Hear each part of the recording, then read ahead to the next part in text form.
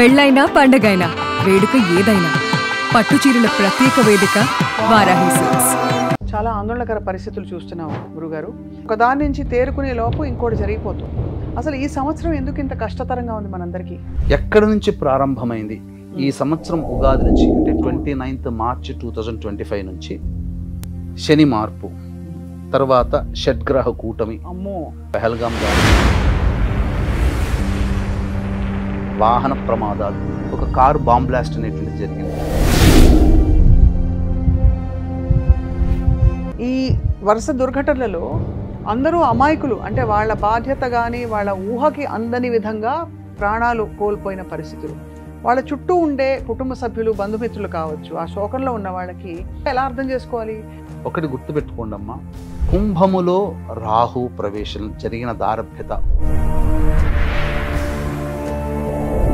మరణం తప్పదు. అది అందరికీ వర్తిస్తుందండి. అందరికీ వర్తిస్తుందమ్మా. సర్వే సర్వత్రా కంటి ముందు కనబడుతున్నాయమ్మా. ఏనాడు లేనటువంటి ఇబ్బందులు ఈ గత సంవత్సరం 2 సంవత్సరం కరోనాలో కూడా ఇంత ఇబ్బంది పడలేదమ్మా. అసలు పడలేదండి. ఇంత అంటే అనూహ్యమైన ఘటనలు జరగలే. మళ్ళీ అలాంటి సుభిక్షం ఎప్పుడు వస్తుంది తెలుసా అమ్మా? 16 ఏప్రిల్ 2030వ సంవత్సరం నుంచి గురువు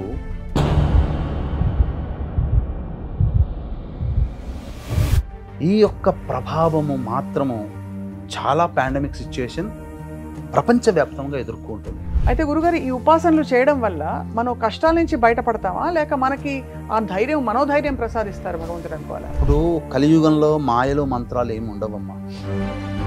ఏది చేసినా ఈశ్వరుని ఇష్టపడుతున్నాం, శివార్పణమస్తు. అల్లాని ఇష్టపడుతున్నాం, అల్లాని అర్పణమస్తు. జీసస్ని ఇష్టపడుతున్నాం, జీసస్ రూపంలో నేను ఇస్తున్నాను, జీసస్కే ఇస్తున్నాను అనే భావంతో చేయాలమ్మా. అందరికీ నమస్కారం. సుమన్ టీవీ ప్రేక్షకులకి వెల్కమ్. గత సంవత్సర కాలంగా ఎన్నో దుర్ఘటనలు చూస్తూ మనం కాలాన్ని వెళ్ళదీస్తున్నాం. నిజానికి చాలా కష్టతరమైన సమయం వచ్చిందని చెప్పి చాలామంది ఆందోళన చెందుతున్నారు. ఇది గ్రహచార పరిస్థితుల వల్ల అని అనుకుంటున్నాం. కానీ నిజానికి చూసుకుంటే గత 3-4 నెలల్లో కూడా ప్రకృతి వైపరీత్యాలు, రోడ్డు ప్రమాదాలు అండ్ తాజాగా ఢిల్లీ దుర్ఘటన కూడా చూసాం. మరి దీనికి కారణం ఏంటి? వెనకాల గ్రహస్థితులు ఎలా ఉన్నాయి? రాబోయే కాలం ఏం చెప్తోంది? అలాగే వీటి నుంచి మనం వ్యక్తిగతంగా కొంతలో కొంత బయటపడచ్చా? ఏ విధమైన ఉపాసన చేయాలి? ఇవన్నీ కూడా తెలుసుకుందాం. మనతో పాటు పెద్దలు, ఆధ్యాత్మికవేత్త, అలాగే జ్యోతిష్ శాస్త్ర పండితులు, నిపుణులు శ్రీ నందిపట్ల శ్రీహరి శర్మ గారు ఉన్నారు. నమస్కారం సార్. వాగర్థావివ సంపృక్తౌ వాగర్థ ప్రతిపత్తయే జగతః పితరౌ వందే పార్వతీ పరమేశ్వరౌ ఆదిత్యాయ చ సోమాయ మంగళాయ బుధాయ చ గురు శుక్ర శనిభ్యశ్చ రాహవే కేతవే నమః. శృంగేరి జగద్గురు పీఠాధిపతులకి, కంచి పీఠాధిపతులకి నమస్కారములు తెలియజేసుకుంటూ కార్యక్రమాన్ని ప్రారంభిద్దామా. చాలా ఆందోళనకర పరిస్థితులు చూస్తున్నాం గురుగారు. ఎందుకంటే ఒకదాని నుంచి తేరుకునే లోపు ఇంకోటి జరిగిపోతుంది. అసలు ఈ సంవత్సరం ఎందుకు ఇంత కష్టతరంగా ఉంది మనందరికీ? దీని గురించి మనం తెలుసుకోవాలి అంటే ప్లానటరీ సిచ్యుయేషన్స్ అనేటువంటివి ఈ సంవత్సరం నుంచి ఒక రెవల్యూషన్గా మారబోతున్నాయమ్మా. వాస్తవానికి అంటే నవగ్రహాలలో అత్యంత ప్రభావవంతమైనటువంటి గ్రహాలు గురువు మరియు శని, రాహువు, కేతువు. అయితే గురువు 2025వ సంవత్సరం నుంచి స్పీడ్ యాక్సలరేషన్స్తో, అతిచార గమనముతో రాశులను మారుతూ వెళ్తూ ఉన్నాడు. అంటే దీనికి వీక్షించేటువంటి ప్రేక్షకులు కూడా అతిచారము, వక్రగమనము అనేటువంటిది కూడా అర్థం కావాలి. అవును. అంటే ఈ యొక్క సిచ్యుయేషన్స్కి తగ్గట్టుగా భూమి మీద జీవన విధానంలో మార్పులు చేర్పులు చోటు చేసుకుంటున్నాయి. దీనికి గల కారణముని మనం విశ్లేషణ చేసినట్లయితే చరిత్రని బట్టి మనం ముందుకు వెళ్తుండాలమ్మా.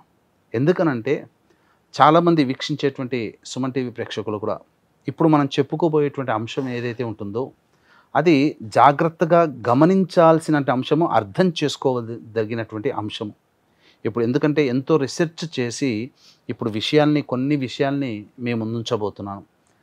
తద్వారా భవిష్యత్తులో స్వప్న గారు చెప్పినట్టు భవిష్యత్తులో వచ్చేటువంటి ఇబ్బందుల నుంచి బయటపడడం కోసం మనవంతు కర్తవ్యంగా మనం ఏం చేసుకోవాలనే విషయాన్ని కూడా సంపూర్ణంగా తెలియజేసుకునే ప్రయత్నం చేద్దాం. ఎక్కడి నుంచి ప్రారంభమైంది?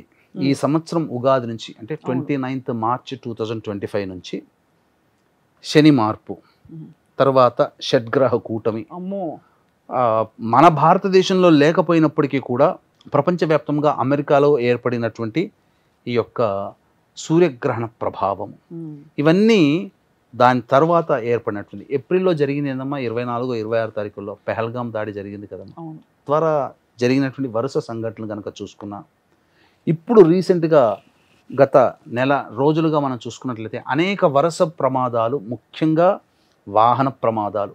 అసలు సినిమాల్లో గ్రాఫిక్స్లోనే మనం చూడగలుగుతామేమో అన్నంతగా వికారాబాద్లో జరిగినటువంటిది రియల్ ఇన్సిడెంట్. అది ఒక టిప్పర్ ఢీకొని అందులో ఉన్నటువంటి కంకర రాళ్ళు పడడం ఏంటి, తద్వారా 20 మందికి పైగా చనిపోవడం ఏంటి, ఆశ్చర్యకరమైనటువంటి విధంగా ఎందుకు జరుగుతున్నాయి ఇటువంటి ప్రమాదాలు అని అన్నప్పుడు షడ్గ్రహ కూటమి ఆ ప్రభావం. చాలామంది ఆ టైంలో చెప్పడం జరిగిందమ్మా, కొట్టేసేసారు, మన భారతదేశంలో కనిపించదు, అయినప్పటికీ మనకెందుకు ఇంపాక్ట్ ఉంటుంది, భారతదేశమే కాదమ్మా ఈ భూమి మీద ఉండేటువంటి మానవులకు అందరికీ కూడా ఆ షడ్గ్రహ కూటమి ప్రభావం చూపుతుంది.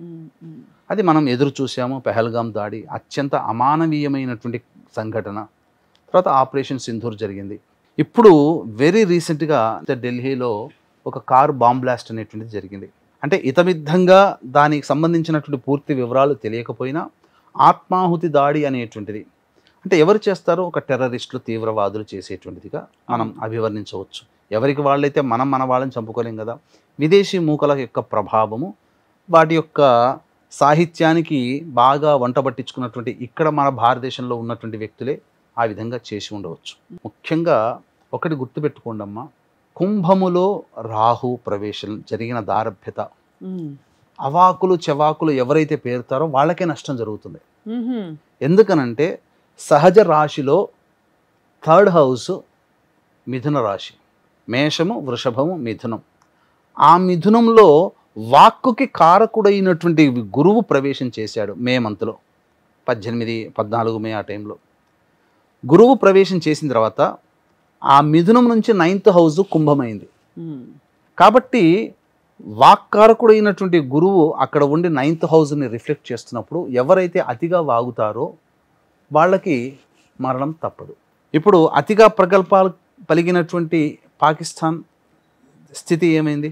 అవును, అలాగే కదా. అలాగే పాకిస్తాన్ దేశంలో ఉండి మన భారతదేశం గురించి అతిగా మాట్లాడినటువంటి వాళ్ళ పరిస్థితి కూడా సాయంత్రానికల్లా ఏం జరిగింది, మరుసటి రోజుకల్లా. అవును, అనేక మంది ఇలా మన భారతదేశం అంటే దీన్ని బట్టి మనం తెలుసుకోవాల్సింది ఏంటంటే అతిగా మనం ప్రవర్తించకూడదు.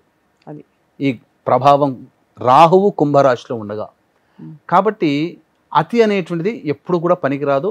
ఇప్పుడున్నటువంటి గ్రహచార రీత్యా మనిషి అతిగా కూడా ఉండకూడదు. అది అందరికీ వర్తిస్తుంది. అందరికీ వర్తిస్తుందమ్మా, సర్వే సర్వత్రా అందరికీ వర్తిస్తుంది. కెమెరా ముందు కావచ్చు, మన ఇంటి చుట్టుపక్కల కుటుంబ సభ్యుల్లో కానీ మనం అతిగా కూడా మాట్లాడడం, అతిగా వాదులాట చేయడం వాళ్ళకే అనర్థమని గ్రహించాలి. అవును.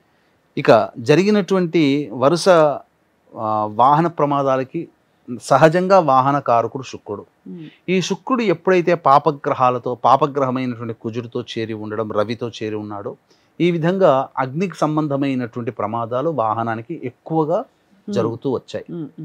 ఇవన్నీ ఎందుకు జరుగుతున్నాయి అనేటువంటి విషయం చూసుకున్నప్పుడు చాలా విచిత్రంగా గురువు యొక్క ప్రభావం కనబడుతుందమ్మా. అంటే గురువు అతిచారంలో సహజంగా ఏదో ఒక సంవత్సరంలో ఉంటాడు. అవును. కానీ ఈ 2025వ సంవత్సరం నుంచి మొదలుకొని వరుస పెట్టి 8 సంవత్సరాల పాటు 2033 వరకు కూడా అతిచారము, తిరోగమనము, అతిచారము, తిరోగమనం, మధ్యలో వక్రగమనము, ఇలా సంబంధం లేనటువంటి పోర్షన్స్ని అతను పోషించాల్సి వస్తుంది గురువు. అంటే ఒక్క గురువే, నవగ్రహాల్లో అత్యంత శుభకరుడు గురువే.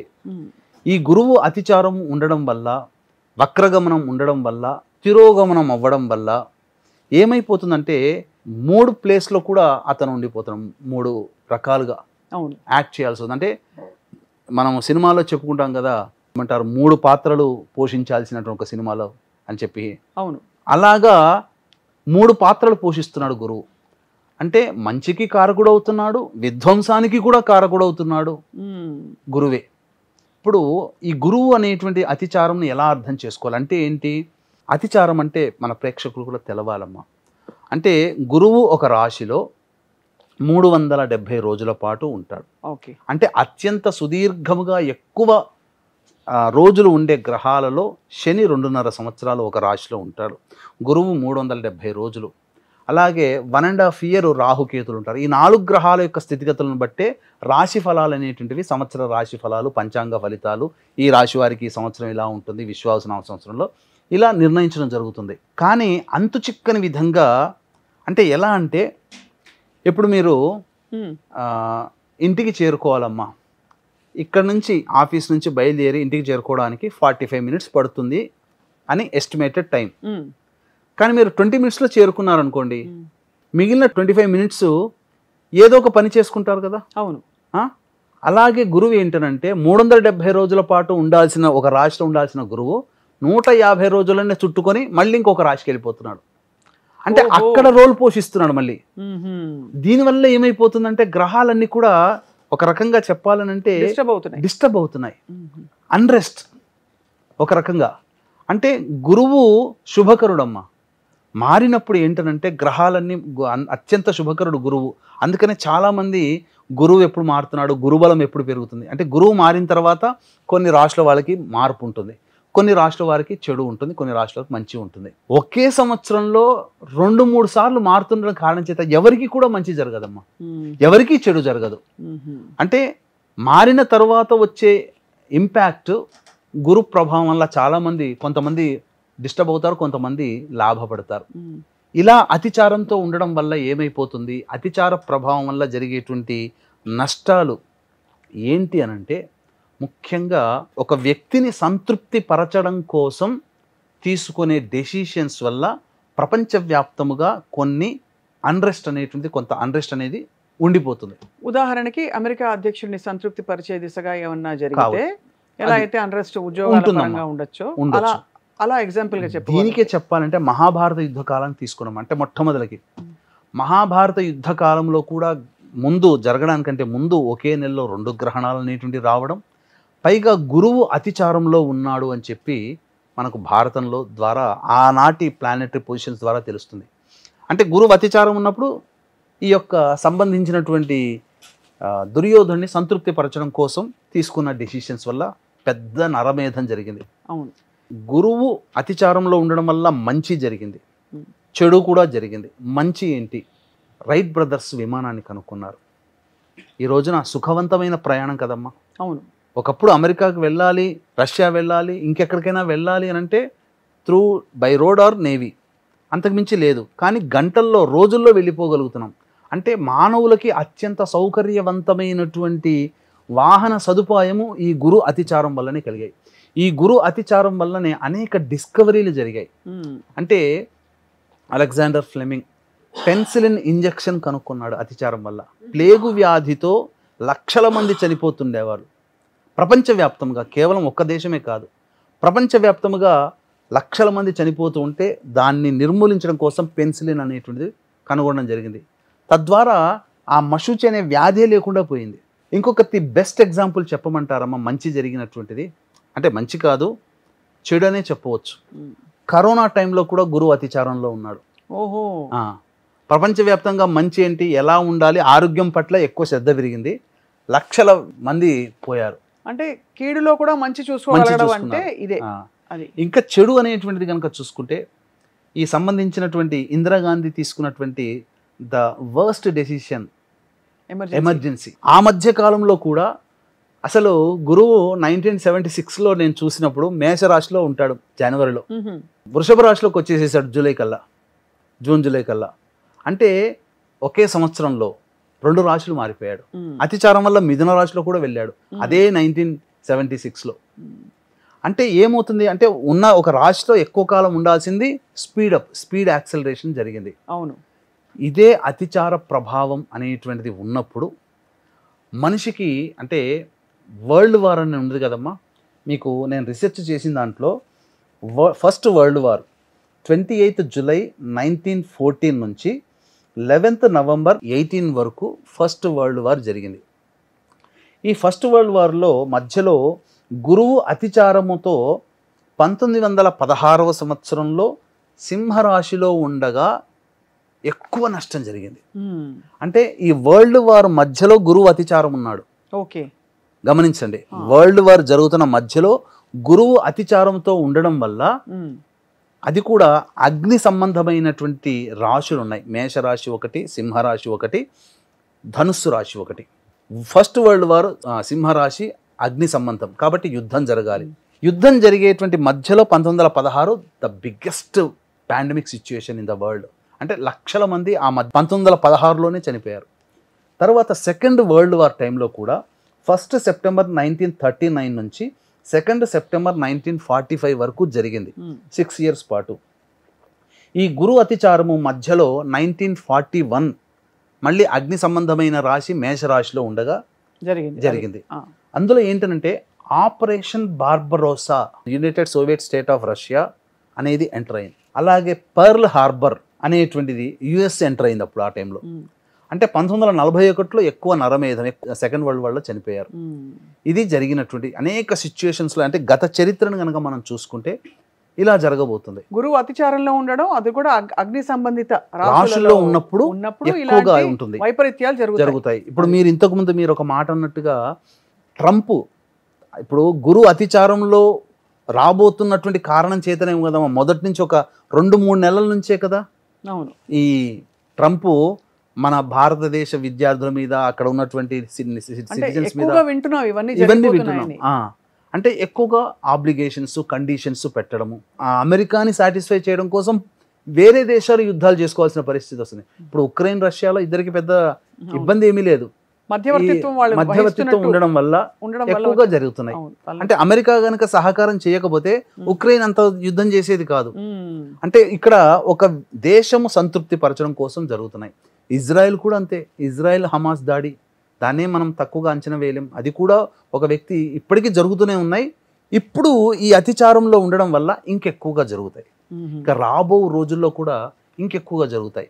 ఎంతకాలం పాటు ఈ అతిచారం కొనసాగుతుంది? 2033 వరకు ఉంటుందమ్మా. అంటే గురు అతిచారంలో ఉండడం అనేది 2030 వరకు జరుగుతూ 33 ఈ కాలంలో మనకి రాసులు మారి దాని తత్వం మారినా కూడా ఏవో ఒక వైపరీత్యాలు, ప్రమాదాలు జరుగుతూనే ఉంటాయి అంటారు. ఇప్పుడు మనము first world war, second world war చూసినప్పుడు అగ్ని సంబంధమైన రాశులు 3 రాశులు, మేషము, సింహము, ధనస్సు. సో ఇప్పుడు సింహంలోకి ఎప్పుడు ఎంటర్ అవుతున్నాడమ్మా? వచ్చే సంవత్సరం 31 అక్టోబర్ 2026వ సంవత్సరంలో, 31 అక్టోబర్ 2026 సంవత్సరంలో, అంటే నెక్స్ట్ ఇయర్ అక్టోబర్ 31కి సింహంలోకి వెళ్తున్నాడు. ఎప్పటి వరకు ఉంటాడు? జనవరి 25 జనవరి వరకు ఉంటాడు. ఆ మధ్యలో ఇప్పటి నుంచి రాజుకున్నటువంటి యుద్ధము, ఆ మధ్యలో సింహంలోకి గురువు వెళ్ళగానే చాలా పుంజుకునే అవకాశం ఉంటుంది. అప్పుడు 2026కి అన్నప్పుడు శని మీనరాశిలోనే ఉంటాడమ్మా. గురు శనులకి షష్ఠాష్టక స్థితి కలుగుతుంది. చాలా వరల్డ్, అంటే నేను భయపెట్టాలని కాదమ్మా, గత చరిత్రలో జరిగినటువంటి సంఘటనలు, గ్రహ స్థితిగతులు ఉన్నప్పుడు ఇలాంటి దుర్ఘటనలు జరిగాయి. మళ్ళీ ఆ యొక్క వచ్చే సంవత్సరం నవంబర్ నుంచి జనవరి 25, 2027 వరకు కూడా కొన్ని విపరీత పరిస్థితులు ప్రపంచవ్యాప్తంగా ఉంటాయి. ఇలా చెప్పుకుంటూ పోతూ ఉంటుంటే ఈ సంబంధించినటువంటి గురుగ్రహంతో పాటుగా ఇప్పుడు ఒకే వ్యక్తి చెయ్యడమ్మా. ఇప్పుడు ఒక పెద్ద కారణం జరగాలి అని అంటే పలు వ్యక్తులు కలిస్తేనే జరుగుతాయి. అవును, ఏదైనా ఒక దుస్సంఘటన జరగాలంటే ఒక గురువు వల్లనే ఇవి జరగాలని కాదు, గురువు వల్ల కూడా చాలా మంచి అనేటువంటిది జరిగాయి. ఎన్నో రిఫార్మ్స్ జరుగుతాయి. ఇప్పుడు భవిష్యత్తులో జరిగేటువంటి మంచి కూడా చాలా ఉంటాయి. ముఖ్యంగా ఏంటంటే ఎడ్యుకేషన్ సిస్టమ్స్లో పూర్తిగా రిఫార్మ్స్ వచ్చేసేస్తాయి. అంటే ఇప్పటి వరకు మనం చదువుకున్నటువంటి చరిత్ర, మొఘల్స్ చరిత్ర, ఫ్రెంచ్ వారు, డచ్ వారు, పోర్చుగీస్ వారు, ఈస్ట్ ఇండియా కంపెనీ, ఇంగ్లాండ్, ఇంతవరకే మనం చదువుకుని ఎక్కువగా తెలిసింది. ఏ పిల్లవాడిని అడిగినా టక్కుని చెప్పేస్తాడు ఏదైనా. కానీ మొఘల్స్ కంటే ముందు మన చరిత్ర ఇంకా అద్భుతంగా ఉంది. ప్రపంచానికే విద్య నేర్పిన చరిత్ర ఘనత మనది. అటువంటివి అన్నీ కూడా పాతవి యొక్క వ్యక్తుల యొక్క చరిత్ర మన బుక్స్ రిఫార్మ్స్ అయ్యే అవకాశాలు ఉంటాయి. అంటే ఎడ్యుకేషన్ సిస్టంలో కూడా చాలా మార్పులు వస్తాయి. అందులో ఏమాత్రం సందేహం లేదమ్మా. అంటే ఎలాంటి మార్పులు? ఎన్సీఆర్టీ పుస్తకాలు ఇప్పుడు అనుకుంటున్నారు కదా, అవి తీసుకురావచ్చు. ఇప్పుడు గురువు కూడా మనకు స్వాతంత్రం వచ్చిన సమయంలో గురువు కూడా లగ్నానికి చాలా ఫేవర్గా ఉన్నాడమ్మా. కాబట్టి ఈ గురువు అతిచార ప్రభావం వలన మనం ఏదైతే మనం మొదటి నుంచి మనం పీస్నే మనం కోరుకుంటున్నాం, విశ్వగురు స్థానానికి చేరుకుంటామమ్మా. అందులో సందేహం లేదు. ఈ గురువు అతిచారం ఉండగానే చాలా జరిగిపోతాయి, చాలా సంఘటనలు ప్రపంచవ్యాప్తంగా కొన్ని ఇబ్బందులు అనేటువంటివి జరిగి మన స్థానం చాలా గొప్పగా ఉంటుంది. భారతదేశం ఎన్నాళ్ళ నుంచి ఎదురు చూస్తున్నటువంటి భద్రతా మండలిలో సభ్యత్వం కానీ, లేకపోతే దానికన్నా మించిన పవర్ కలిగినటువంటి దాంట్లో మన భారతదేశం ఒక కూటమి ఏర్పాటు చేసి గొప్పగా ఉండడం కానీ జరిగి తీరుతుంది. గురుగారు, ఇక్కడ ఒక చిన్న సందేహం. ఇప్పుడు చాలామందికి కలిగే ప్రశ్న ఏంటంటే, ఈ వరుస దుర్ఘటనలలో అందరూ అమాయకులు, అంటే వాళ్ళ బాధ్యత కానీ వాళ్ళ ఊహకి అందని విధంగా ప్రాణాలు కోల్పోయిన పరిస్థితులు. అంతిమంగా ఎంత మంచి జరిగినా కూడా వాళ్ళ చుట్టూ ఉండే కుటుంబ సభ్యులు, బంధుమిత్రులు కావచ్చు, ఆ శోకంలో ఉన్న వాళ్ళకి తాత్వికంగా ఎలా అర్థం చేసుకోవాలి? గురువు స్వతహాగా చాలా గొప్ప మార్గదర్శి, దిక్సూచి. మన జీవితంలో గురువు అవసరం. గురుగ్రహానికి ఒక పవర్ ఉంది. నిజానికి శనిగ్రహానికి కూడా చాలా మంచి లక్షణాలు ఉంటాయి. అది సరైన పద్ధతిలో మనం శని ఉపయోగించుకుంటే అని కూడా వింటూ ఉంటాం. మరి ఏం చేయాలంటారు?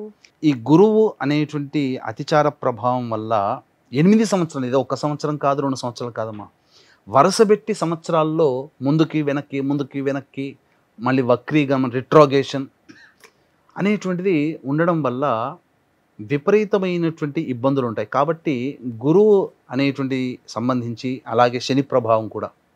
ఎందుకనంటే శని ఎప్పుడైతే వృషభ రాశిలోకి ప్రవేశం చేస్తాడో చాలా డిస్టర్బెన్స్ని క్రియేట్ చేస్తాడమ్మా. చాలా అంటే చాలా డిస్టర్బెన్స్. దీని నుంచి దశరథ మహారాజు కూడా తప్పించుకోలేదంటే అర్థం చేసుకోండి.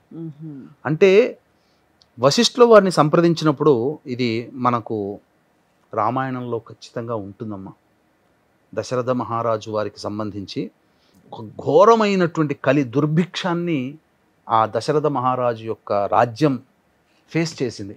దీని నుంచి బయటపడాలి, ప్రజల్ని రక్షించాలంటే ఏం చేయాలని వశిష్ఠులు అడిగితే, అప్పుడు వశిష్ఠుల వారు చెప్పింది ఏంటనంటే, శని వృషభ రాశిలో రోహిణి నక్షత్రంలో సంచారం చేస్తున్నాడు, దీనికి సంబంధించి తప్పదు, కాకపోతే ఒక దివ్యమైనటువంటి వ్యక్తి పాదస్పర్శతో ఆ శని ప్రభావం తగ్గుతుంది, నీ రాజ్యం సుశ్యశ్యామలం అవుతుందంటే ఇప్పుడున్నటువంటి శృంగేరి దగ్గరికి వచ్చి అక్కడ శృంగి మహాముని తీసుకొని వెళ్తాడు. ఇది మనకు వాస్తవంగా జరిగింది. అంటే అంత సుభిక్షము ఎవరికైనా తప్పదు. మళ్ళీ అలాంటి సుభిక్షం ఎప్పుడు వస్తుంది తెలుసా అమ్మా? 16 ఏప్రిల్ 2030వ సంవత్సరం నుంచి గురువు వృషభ రాశిలోకి సంచారం చేస్తాడు. రోహిణీ నక్షత్రంలోకి 25 మార్చి 2031 నుంచి 25 సెప్టెంబర్ 2031 వరకు, అంటే ఏప్రిల్, మే, జూన్, జూలై, ఆగస్ట్, సెప్టెంబర్, ఈ 6 నెలల కాలం ఏదైతే ఉందో అందున శని రోహిణీ నక్షత్రంలో సంచారం చేస్తూ ఉండగా, అదే సమయంలో అంటే మీకు చూసినట్లయితే వృశ్చికంలో ఉంటాడమ్మా. ఎప్పటి నుంచి వృశ్చికంలో? 14 జూన్ 2031 నుంచి 15 అక్టోబర్ 2031 వరకు. అంటే షష్టాష్టక స్థితి, సమసప్తక స్థితి గురుశనులకి కలుగుతుంది. ఈ యొక్క ప్రభావము మాత్రము చాలా పాండమిక్ సిచ్యుయేషన్ ప్రపంచవ్యాప్తంగా ఎదుర్కొంటుంది. అంటే దుర్భిక్షం అంటే వానలు కురవకపోవచ్చు, అలాగే పంటలు సరిగ్గా పండకపోవచ్చు, పూర్తిగా ఎర్త్ క్వేక్స్ అనేటువంటి రావచ్చు, సునామీలు రావచ్చు. ఎందుకంటే గురువు జలరాశిలో సంచారం చేస్తుంటాడు, అప్పుడు జలరాశిలో ఉంటాడు, అగ్నిరాశిలో ఉంటాడు. ఈ కారణం చేత ప్రపంచం ఒక తనని తాను రిఫార్మ్ చేసుకుంటుందమ్మా. చాలా మటుకు భూభారం తగ్గుతుంది. అంటే అంతిమంగా ఇది ఏది జరిగినా కూడా కొంత ప్రకృతిలో ఉండే ఇంబ్యాలెన్స్ ని చేయడానికే అని మనం అనుకోవాలి. ఎందుకంటే శివుడాగ్ని లేకపోతే చీమ కూడా కదలదు. గురుగ్రహం కదిలి వెళ్ళడానికి, అంత తొందరగా అతిచారంలో ఉండడానికి కారకులు ఎవరంటే ఏం చెప్పుకుంటాం గురుగారు మనం? గురువు అతిచారంలో ఉండడానికంటే తన స్వభావ సిద్ధంగానే జరుగుతుంది. ఆయన స్వభావ సిద్ధంగానే గురువు మారుతూ ఉన్నటువంటి సమయం. కానీ ఇక్కడ మీకు ఒక సిచ్యుయేషన్ ఏంటంటేనమ్మా, నవగ్రహాలలో డిస్ట్రాయర్ ఎవరయ్యానంటే శని భగవానుడు. అవును, శనికి ఎప్పుడు లింక్ వస్తేనే ఎక్కువగా డిస్ట్రాయర్ అవుతాడు. కాబట్టి శనికి గురువుకి లింక్ రావాలి. ఆ సిచ్యుయేషన్ అనేటువంటిది జరగబోతుంది రేపు. కాబట్టి వచ్చే సంవత్సరానికి సింహరాశిలో గురువు, మీనరాశిలోకి శని షష్టాష్టక స్థితి కలుగుతుంది. అప్పుడు పాండమిక్ సిచ్యుయేషనే. సో 2031లో పాండమిక్ సిచ్యుయేషనే. కాబట్టి దీని నుంచి బయటపడాలి. మీరు అడిగారు కదమ్మా, బయటపడాలి అని అంటే మనకు పెద్దలు చెప్పినటువంటిది విశేషమైనటువంటి దేవత ఆరాధన అర్థం చేసుకోవాలమ్మా. కలౌ చండీ వినాయకో కాలభైరవ. అంటే యుగ ధర్మాన్ని అనుసరించి కొంతమంది దేవతలు వాళ్ళు అత్యంత శీఘ్ర ఫలప్రదాతలు యుగ ధర్మాన్ని అనుసరించి న్యాచురల్గా. కాబట్టి ఇప్పుడు మీకు చెప్పాలి అని అంటే కరోనా సిచ్యుయేషన్ వచ్చిన తర్వాత అందరినీ పాస్ చేశారుగా, అదొక ధర్మం. ఎవరు ఎగ్జామ్స్కి సరిగ్గా కాలేదు, మామూలుగా పాస్ అయిపోయిన 10th క్లాస్లో అవును చేశారు కదా. అలా ధర్మం ఎలాగో ఈ యొక్క యుగానికి ధర్మం ఉంటుంది. ఈ ధర్మాన్ని అనుసరించి దేవతను ఉపాసన చేయమని శాస్త్రం. చండి, కాలభైరవుడు, వినాయకుడు. ఇక్కడ ఎందుకు ఈ ముగ్గురు దేవతలను అంటే ఈ కలియుగాన్ని శాసించే గ్రహాలు శని రాజు, రాహుకేతులు మంత్రులు. కేతుకు అధిష్టాన దేవత గణపతి, రాహుకు అధిష్టాన దేవత చండి, శనికి అధిష్టాన దేవత కాలభైరవుడు. అంటే ఈక్వేషన్ ఇట్లా జరిగింది. కాబట్టి ఈ ముగ్గురు దేవతల్ని ఆరాధన చేయాలి. ముఖ్యంగా గణపతి ఆరాధన చేయాలి. కాలభైరవ గణపతి స్తోత్రము, కాలభైరవ అష్టక పారాయణము, అలాగే చండీ సంబంధించినటువంటి దుర్గా స్తోత్ర పారాయణం, ఇవి ప్రతినిత్యం చేసుకోవాలి. దీంతో పాటుగా గురు ప్రభావం అనేటువంటిది ఉన్నటువంటి కారణం చేత దత్తాత్రేయ ఆరాధన చెయ్యాలమ్మా. ఈ దత్తాత్రేయ ఆరాధనకి ఇప్పుడు చాలామందికి తెలియట్లేదమ్మా అజ్ఞానముతో. దత్త స్వరూపం వేరు. మానవులుగా పుట్టి మనిషిగా మరణించిన వ్యక్తుల్ని దేవతలుగా పూజిస్తున్నారు. అంటే దేవుడుండే చోట భక్తుడు ఉంటున్నాడు, భక్తుడు ఉండే చోట దేవుడు ఉంటున్నాడు. అంటే ఇలా ఆ విగ్రహాల కింద పాదాల కింద దేవుణ్ణి పెట్టి ఆరాధన చేయడం అనేటువంటిది శోచనీయం.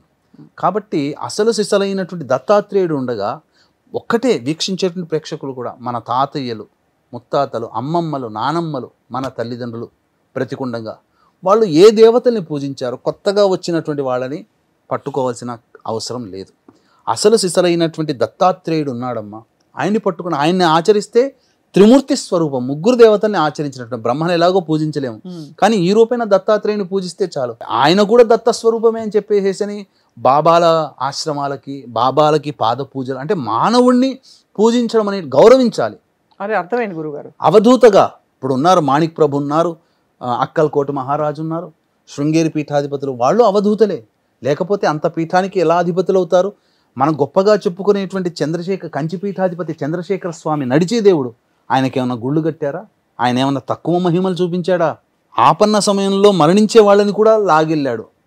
అంతే తప్ప జిమ్మిక్కులు మ్యాజిక్కులు, ఇప్పుడు జిమ్మిక్కులు మ్యాజిక్కులు చేసే వాళ్ళని గుళ్ళు కట్టి పూజిస్తున్నారు. కాకుండా నిజమైనటువంటి రక్షించినటువంటి అవధూతల్ని అవధూతగానే చూశారు. మన సాంప్రదాయం అది. కాబట్టి అసలైన దత్తాత్రేయ చరిత్ర అంటే గీతా ప్రెస్ వాళ్ళు ప్రచురించేది నిజమైన దత్తాత్రేయ అభూత కల్పనతో కాకుండా ఇంకేదో మాణిక్ ప్రభు చరిత్ర అది కూడా దత్త చరిత్ర అనుకొని, లేకపోతే అక్కల్కోట మహారాజా ఆయన జీవిత చరిత్ర అది దత్తాత్రేయ చరిత్ర కాదు. దత్తుడిది దత్తాత్రేయ చరిత్రే. కాబట్టి గీతా ప్రెస్ వాళ్ళది ఒరిజినల్ దత్తాత్రేయ చరిత్ర, అది పఠించాలి. అది దత్తాత్రేయ చరిత్ర ఆరాధన చేయడం. ముఖ్యంగా దానములు చెయ్యాలమ్మా. దానములు మనిషికి ఎందుకనంటే పుణ్యం సంపాదించుకోవడం ముఖ్యం. గుర్తుపెట్టుకొని వీక్షించేటువంటి ప్రేక్షకులు కూడా మనము బ్రతికుంటేనే అన్నీ సాధించుకోగలుగుతాం. గురువు శని ప్రభావము అనేక రకాలైనప్పుడు ఎంతోమంది కరోనాలో చాలామందికి వచ్చిన వాళ్ళందరూ మరణించారా? దాన ధర్మాది కార్యక్రమాలు, పెద్దవాళ్ళు చేసిన పుణ్య కార్యక్రమాలు ఆ కుటుంబాలని రక్షించాయి. కాబట్టి మనము, మన పిల్లలు, మన మనవళ్ళు బాగుండాలంటే మనం దానం చేయడం మొదలుపెట్టాలి. ఈ 8 సంవత్సరాల పాటు దానాది కార్యక్రమాలు చేసుకోవాలి. ఖచ్చితంగా తప్పదమ్మా. ఎందుకంటే భవిష్యత్తు ఏమంత ఆశాజనకంగా ఉండదు. ధనానికి కారకుడు గురువు, నిర్ధనానికి కారకుడు అంటే దారిద్ర్యానికి కారకుడు శని. ఇవి 2 గ్రహాలు చాలా వైటల్ రోల్ అనేటువంటి ప్లే చేయబోతున్నాయి. వచ్చే 8 సంవత్సరాలు కంటి ముందు కనబడుతున్నాయమ్మా. ఏనాడు లేనటువంటి అన్రెస్ట్, ఏనాడు లేనటువంటి ఇబ్బందులు ఈ గత సంవత్సరం 2 సంవత్సరం కరోనాలో కూడా ఇంత ఇబ్బంది పడలేదమ్మా. అసలు పడలేదండి. అంటే అనూహ్యమైన ఘటనలు జరగలే. ఇక్కడ ఎందుకు ఆందోళన కలుగుతుందంటే మన ఊహించని, మన ఊహకు అందని విధంగా జరిగిపోతున్నాయి. అండ్ పెళ్లికని ఊరికే ఒక ఊరు నుంచి ఇంకో ఊరికి వెళ్తూ ఆడపిల్ల తిరిగి రాలేదంటే ఎంత కష్టం అండి, ఎంత కడుపుశోకం. అలాంటి దానికి ఎంత ఏమనుకున్నా దానికి సమాధానం చెప్పుకోలేనట్టు పరిస్థితి. అయితే గురుగారు, ఈ ఉపాసనలు చేయడం వల్ల మనం కష్టాల నుంచి బయటపడతామా, లేక మనకి ఆ ధైర్యం, మనోధైర్యం ప్రసాదిస్తారు భగవంతుడు అనుకోవాలి? ఇప్పుడు కలియుగంలో మాయలు మంత్రాలు ఏమి ఉండవమ్మా. అంటే ఏంటనంటే మనకు దెబ్బ తగిలిందనుకోండి, అబ్బా అని బాధపడతాం, అమ్మ అంటాం, కానీ ఆ దెబ్బ తగిలిన బాధని ఓర్చుకోగలిగే శక్తిని మనకు భగవంతుడు ప్రసాదిస్తాడు. ఓహో, చాలు, అంతవరకు వస్తే చాలమ్మా. అంతే. మనకేమీ నా ఎవడో మనకు సినిమాల్లో చూపించినట్టుగా వచ్చి వరాలు ప్రసాదించాల్సింది లేదు. మనం ఎందుకంటే మానవులుగా కష్టపడగలుగుతాం. ప్రతి మానవుడు కష్టపడాల్సిన వాడే. కాబట్టి ఏం చేయాలంటే గురువు ఈ అతిచారంలో ఉండగా నేర్పేది ఏంటంటే సంవత్సరం పాటు ఉంటాడు, సంవత్సరం పాటు మంచి ఫలితాలు ఇస్తాడని మాత్రం ఊహించకండి. ఎందుకంటే 150 రోజుల్లోనే చక్కదిద్దుకొని వేరే రాశికి వెళ్ళిపోతున్నాడు, ఎక్కువ కాలం ఉండట్లేడు. కాబట్టి అలసత్వం పనికిరాదు, లేజినెస్ పనికిరాదు. ఈ రోజు నుంచి నేను జిమ్కి వెళ్తాను, నా బాడీని కాపాడుకుంటాను, ఈ రోజు నుంచే ప్రయత్నం చేయండి. అది ఎక్కువ కాలం వెయిట్ చేయకండి. ఏ పని అప్పుడు చేయాలి. ఎప్పుడు కూడా ప్రోయాక్టివ్గా ఉండాలి. లేజినెస్ అస్సలు పనికిరాదు. అన్నిటికంటే ముఖ్యంగా దేవతారాధన. ప్రతిదీ కూడా దానం చేయమనంటే వచ్చిన జీతం అంతా తీసుకెళ్ళి దానం చేయమని కాదు. ఒక 30,000 సంపాదిస్తున్నాడు అనుకోండి, ఒక 300 రూపాయలు దానం చేయండి నెలకి, చాలు. మంచి ఏం అవసరం లేదు. ఆ దానము కూడా మనస్ఫూర్తిగా సంతోషంతో ఆనందంతో చేయాలి తప్పించి నేను ఎదుటివాడికి నేను వేస్తున్నానులే అనే భావకుండా ఏది చేసినా నువ్వు అమ్మవారిని ఇష్టపడుతున్నావు, అమ్మార్పణమస్తు. ఈశ్వరుని ఇష్టపడుతున్నావు, శివార్పణమస్తు. విష్ణువుని ఇష్టపడుతున్నాం, విష్ణు అర్పణమిస్తున్నాం. దత్తాత్రేయుని ఇష్టపడుతున్నాం, దత్తాత్రేయ అర్పణమిస్తున్నాం. అల్లాని ఇష్టపడుతున్నాం, అల్లాని అర్పణమస్తు. జీసస్ని ఇష్టపడుతున్నాం, జీసస్ రూపంలో నేను ఇస్తున్నాను, జీసస్కే ఇస్తున్నాను అనే భావంతో చెయ్యాలమ్మా. ఇలా ఎప్పుడైతే మానవుడు దాన కార్యక్రమాలు చేస్తాడో ఇది ఏది కంటికి కనబడదు. కానీ సమస్యలు, పాండమిక్ సిచ్యుయేషన్స్, ఇప్పుడు మీరు మొదట్లో మాట్లాడినప్పుడు ఒక మాట అన్నారు, కొంతమందిని చూసినప్పుడు ఈ సంవత్సరం చాలా ఇబ్బందులుగా ఉన్నాయండి, నా చుట్టుపక్కల నా బంధువులు నా స్నేహితులు చూస్తేనే చాలా బాగా ఇబ్బంది పడ్డాను, వాళ్ళని చూసి నేను బాధపడ్డాను అని అన్నారు. కానీ మన దాకా ఎందుకు రాలేదు? మనం చేసుకున్న పుణ్యం. అక్కడ వాళ్ళు పాపం చేశారని కాదు, పుణ్యాన్ని చేసుకోలేకపోయారు. పాపం చేయకపోయినా పుణ్యాన్ని చేసుకోలేకపోయారు. సో కాబట్టి సత్కర్మలు, ధర్మబద్ధమైన జీవితమే అన్నిటికీ పరిష్కారం. అంతేకాకుండా ఈ యొక్క 8 సంవత్సరాల పాటు మాంసాహారాన్ని ఎంతవరకు తగ్గించుకుంటే అంత మంచి. ఎందుకనంటే ఒక జీవి కదమ్మా, మన కంటి ముందర పెరుగుతున్నటువంటి జీవి ఆనందంగా తిరుగుతూ ఉంటుంటే ఎంతో సంతోషం వేస్తుంది. దాన్ని చంపి మనం తినడానికి మనకు అంటే చంపేవాళ్ళు ఎవరో ఇక్కడ చంపుతా నేను కొట్టు నుంచి కొనుక్కొచ్చుకున్నాను కదా అంటారు. నువ్వు తింటున్నావు కాబట్టి కొట్టు నుంచి కొట్టువాడు చంపి తీసుకొస్తున్నాడు. తినవచ్చు, అమితముగా కాదు. అంటే ఏమవుతుందే, కర్త కారయిత్వ ప్రేరకశ్చనమోదక. ఒక పని జరిగిన దాంట్లో కర్త చేసినవాడు, చేయించినవాడు, ఆ పనికి ఆమోదించినవాడు, పని చూసి కూడా దానికి న్యాయం చెప్పలేనివాడు, వీళ్ళందరూ కూడా నలుగురు సమభాగాలే.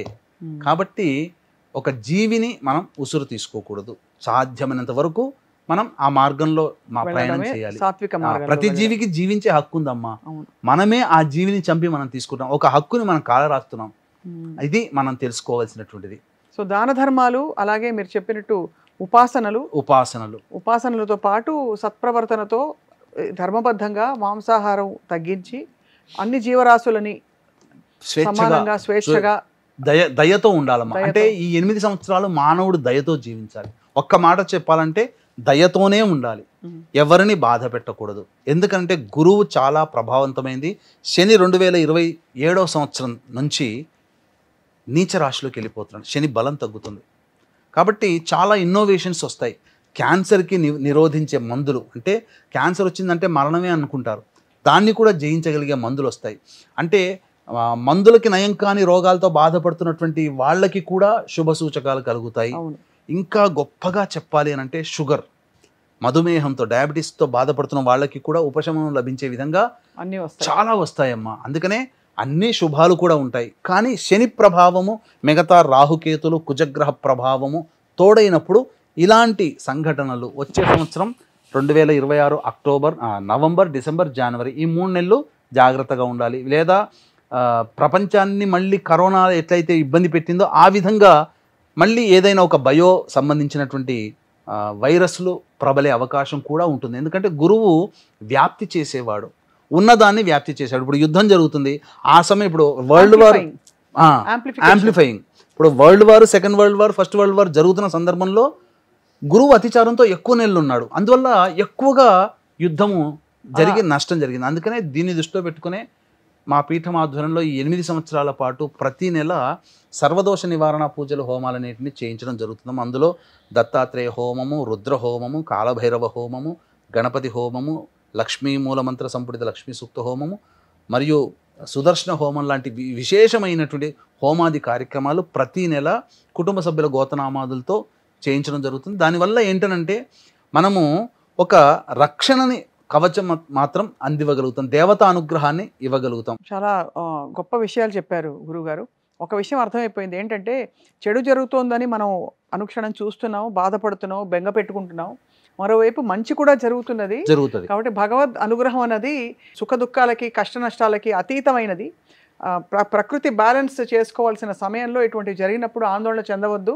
మన స్థాయిలో మనం ఉపాసన చేసుకుంటూ సత్కర్మలు చేసుకుంటే మనకి మనోధైర్యంతో పాటు మంచి మార్గంలో వెళ్ళే బోల్డని విషయాలు ఉన్నాయమ్మా. ఇప్పుడు 1970లో కూడా చూస్తే కలి వచ్చిందమ్మా, ఘోర కలి. శని వృషభ రాశిలోకి సంచారం చేస్తున్నాడు.